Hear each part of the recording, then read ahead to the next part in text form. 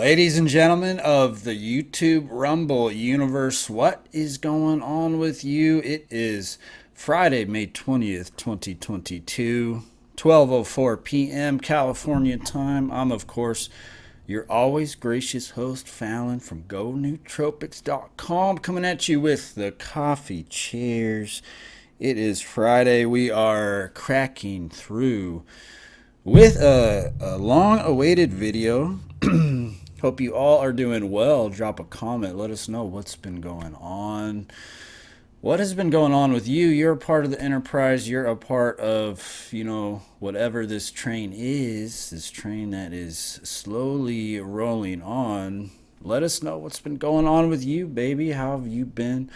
What have you been getting stacked on? I woke up, took 3 grams of paracetam, 1 gram of taurine, a little bit of coffee, a little bit of phenylparacetam, just about, I'd say, 30 minutes ago. So we are getting the train rolling. It's been a couple of weeks since I've uploaded any videos.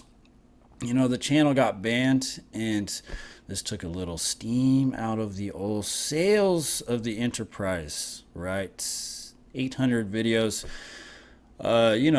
Hours and hours and hours of content gone, all the subscribers gone. And so, this takes a little steam out, causes you to kind of pull back, reflect, pursue other things in life.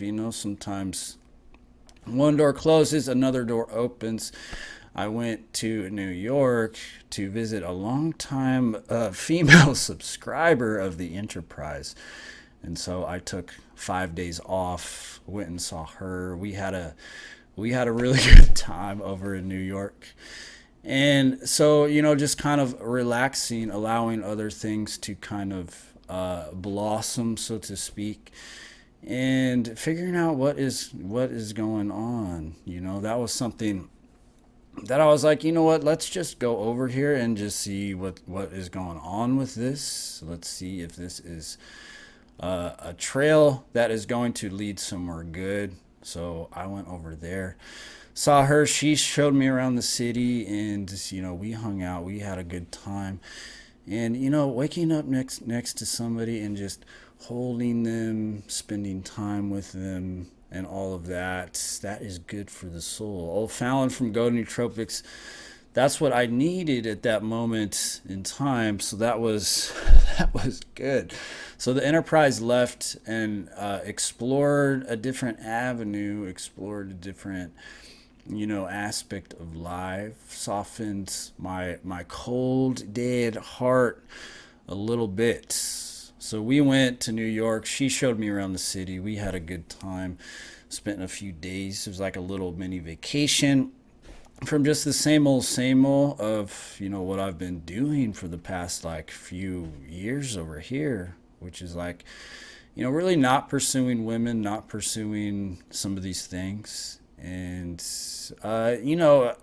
just seeing what is going on. So what you got to do, you look at these things, and it's like, well, here's a door I could open. Let me just open it and see where it goes. Perhaps you open the door and it's nice inside, right? Perhaps it's nice inside.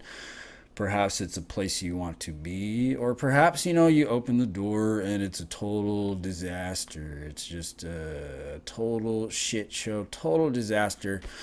And sometimes you open the door and it's like a little confusing, a little, oh, this might work, but there's some unknowns here. But you gotta at least open the door, see what is going on, and figure these things out, right? It's the least you could do is try. So that's what I did. You just open the door, you walk in, you take a look around, and maybe you stay inside, or maybe you leave and open up another door, right? It's just all these doors that you can open, and just ask yourself the question, what is going on? Where is this train going? Can you guide the train? If the train is not going where you want to go, can you guide the train? Maybe to a better place. Can you get the train on the right tracks? And this is what you at least have to try to do. You got to try, figure it out. Dump some coal in there, baby. Dump some energy inside of the train. Get it going at full steam. And maybe the train crashes and burns, or maybe the train takes you to some place you want to go, but you got to dump that coal into the train. Dump that energy into the train and just see where it goes. So that's what I did. Took a little break from the videos, kind of opened up this door over here, went to New York, visited her. She's a great girl. We had a lot of fun. We spent time in the city. We went to Manhattan.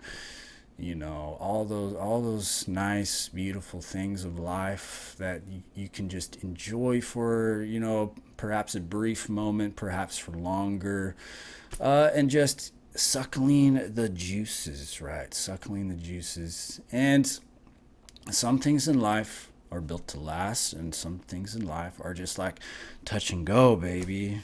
Touch and go. I hopped on the plane. Some rides are short, right? You hop on the plane. It's just a touch and go, baby. Here for just a short little bit. And then other rides are much longer.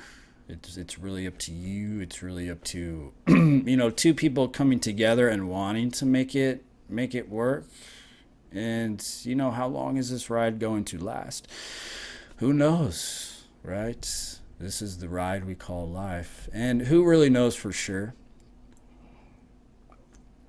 If it's built to last, this is what the people want to know. Is it built to last? Some experiences in life are just like touch and go.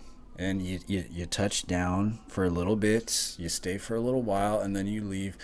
And you enjoy the time that you have together while it lasts. And then other times you could tell it's built to last. And you put energy into it, the right kind of energy. And the train rolls on for a long time. But either way, you assess the situation for what it is. And sometimes just a little touch and go is a beautiful thing. You can enjoy it while it lasts. And you don't have to grip onto it like it's all like you gotta make it last. Just hold on loosely, baby. Hold on loosely and just allow it to unfold in the way it's going to unfold. And if you gotta force it, maybe it's best that you just keep the train rolling and you move on. You just loosen your grip and just enjoy the ride of life, baby. Enjoy the ride of life. So New York was like the city where a lot of energy in that city, a lot of cool stuff going on. The buildings are massive, totally different experience from where I live here in California. A lot of sickness in the city, a lot of people. The people of New York seem to be like vapors. They're like ghosts walking by you. They don't look at you. There's these people having these mental breakdowns in the subway station. We took the subway, which was an experience. And there's people nodding off in the subway. There's propaganda on the subway. Everybody's got the mask on.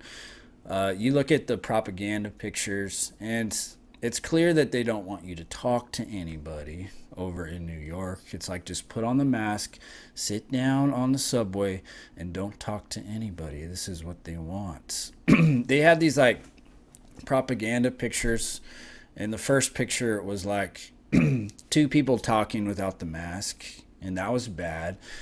And then it was two people talking with the mask, and they said that was good. And then the last picture was two people not talking with the mask on. And that, to the city of New York, was the best. That's like the best possible scenario for New York City, is put on the mask, sit down, don't talk to anybody. Because if you talk to somebody, you start spitting on them, and this is how the virus propagates. This is how the very dangerous virus propagates amongst the city of New York. So for them, you sit down, you put on the mask, and you don't talk to anybody. And that's exactly what the people do. New York City seems to be a place where everyone follows the rules, everyone follows the propaganda. They put on the mask, and nobody talks to one another. And this is what the city of New York wants. So there's like a lot of sickness, a lot of like, just some of the energy in New York is like, it's just you're at the epicenter of the agenda, whatever's going on. New York City is at the cutting edge of where they want society to go, and it's very much like it's like Gotham City vibes. It's like a dystopian. It's like a dystopia in New York. I noticed everything feels dystopian. There's a lot of technology around.